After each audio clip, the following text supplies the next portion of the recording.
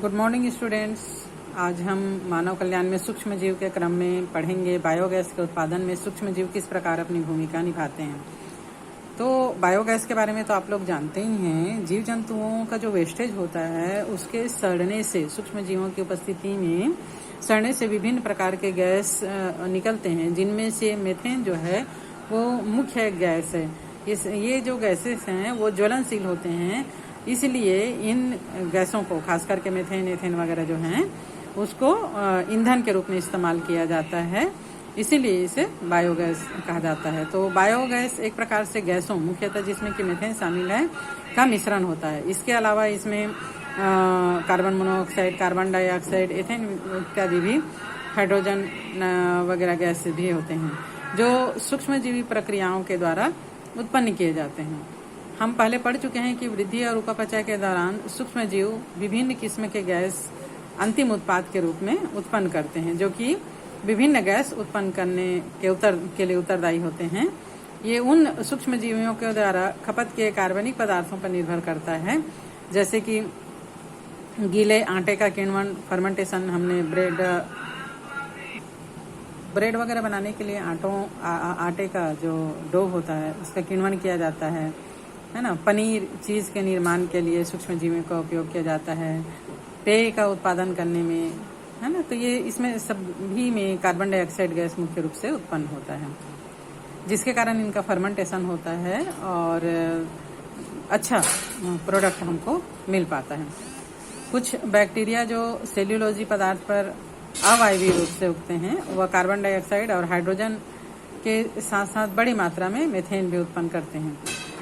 तब जो bacterias methane gas उत्पन्न करने के लिए उत्तरदायी होते हैं, सामूहिक रूप से इन बैक्टीरियाज को मेथनोजेन कहा जाता है, जिनमें सामान्य जीवाणु साइनोबैक्टीरियम होता है,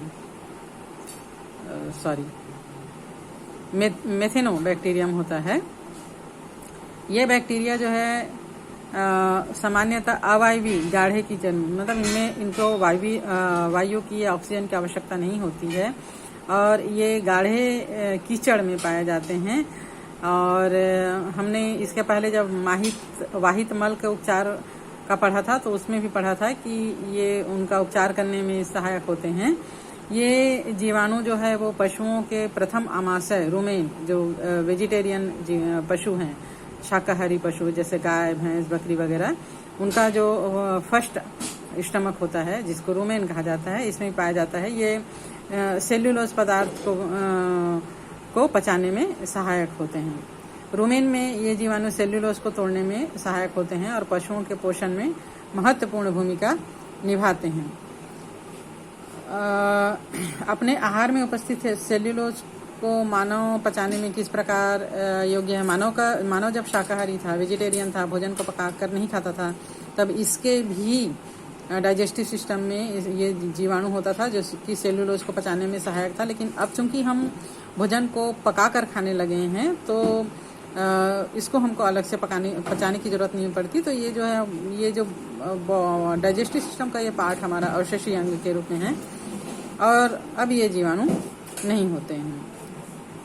जो शाकाहारी पशु हैं, उनके मल या डंक में, जिनको सामान्यतः काऊ डंक या जो भी है ना, गोबर कहा जाता है, इसमें ये जीवाणु प्रचुर मात्रा में पाए जाते हैं। गोबर में पादपों के सेल्यूलोजी उत्पन्न प्रचुर मात्रा में होते हैं। इनका उपयोग जो है वो बायोगैस उत्पन्न करने में किया जाता है, जिसको सामान्यतः गोबर गैस कहा जाता है। गोबर से बना हुआ है, इसलिए इसको गोबर गैस कहा जाता है। बायोगैस संयंत्र जो है वो एक टैंक होता है 10 to 15 फीट गहरा। इसमें अपशिष्ट संग्रहित और गोबर का जो कर्दन होता है, स्तरी है ना, पानी में लिक्विड बना दिया जाता है, इसको स्तरी कहा जाता है, और इसको भरा जाता है। कर्दन के ऊपर एक सचल ढक्कन होता है, मतलब खोलने और बंद करने वाला, और इसको इस टैंक में डाल दिया जाता है। तब सूक्ष्मजीवी की सक्रियता के कारण टैंक में इसका पाचन होता है, इस स्लरी का, और गैस बनता है, बायोगैस बनता है, जिससे ढक्कन ऊपर की ओर उठता है। बायोगैस संयंत्र में एक निकास के लिए पाइप होता है, निकास होता है जो पाइप से जुड़ा रहता है, और इसी पाइप की सहायता से बायोगैस को सिलेंडर में भर के या डायरेक्ट आसपास के घरों में इसकी आपूर्ति की जाती है। उपयोग के बाद जो वेस्टेज बचता है, कर्दम जिसको कहा जाता है, उसको निकास द्वार से बाहर निकाल दिया जाता है, और ये एक अच्छा ऑर्गेनिक उर्वरक होता है जिसको फसल के लिए उपयोग में किया जा सकता है। गोबर ग्रामीण क्षेत्र में बड़ी मात्रा में मिलता है, क्योंकि यहाँ पर जहाँ पर भी पशुपालन किया जाता है वहाँ पर गोबर जो है वो बड़ी मात्रा में मिलता है, और यही कारण है कि ग्रामीण क्षेत्रों में इन बायोगैस संयंत्रों या प्लांटों को अधिक बनाया जाता है।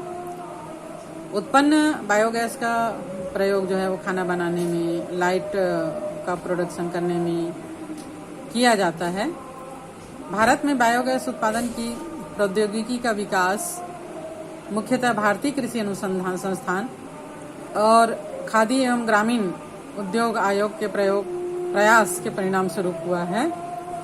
और अगर कभी आपको गांव में जाने का मौका मिले और बायोगैस देखने का मौका मिले आसपास के गांवों में, तो उसको देखने के लिए जाइए और उसके प्रबंधन से जो लोग जुड़े हैं उन लोगों से मिलिए, उसके बारे में जानकारी हासिल कीजिए।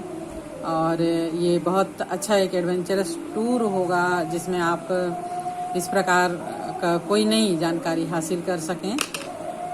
काफ़ी पैमाने पे बायोगैस संयंत्र जो है आजकल गांव में लगाए जा रहे हैं, जहाँ पर संपन्न गाय हैं, जहाँ पर पशुपालन ज़्यादा किया जाता है, उन एरिया के लिए तो ये बहुत ही अच्छी चीज़ है कि हमको जो गोबर जो है वो फेंकने में जाता है, या काऊ डंग या काऊ का वेस्ट जो फेंकने में जाता है, उसके सहायता से हम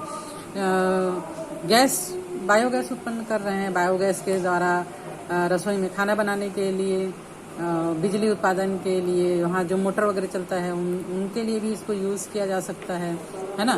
प्लस इसका जो वेस्टेज नीचे बचता है अपशिष्ट, वो जो है वो खाद के रूप में भी काम आ जाता है, उर्वरक के रूप में भी काम आता है, तो दोहरा लाभ है इससे। तो अगर लोगों को इसकी जानकारी नहीं है तो आप इसकी जानकारी लोगों को दीजिए जहाँ पर अधिक मात्रा में पशुपालन किया जा रहा है, और अगर बायोगैस आपको देखने का मौका मिले तो उसके बारे में पूरी जानकारी प्राप्त कीजिए। तो आज के लिए हम इतना ही पढ़ेंगे। नेक्स्ट लेक्चर में हम पढ़ेंगे जैव नियंत्रण कारक के रूप में सूक्ष्मजीव किस प्रकार सहायता करते हैं।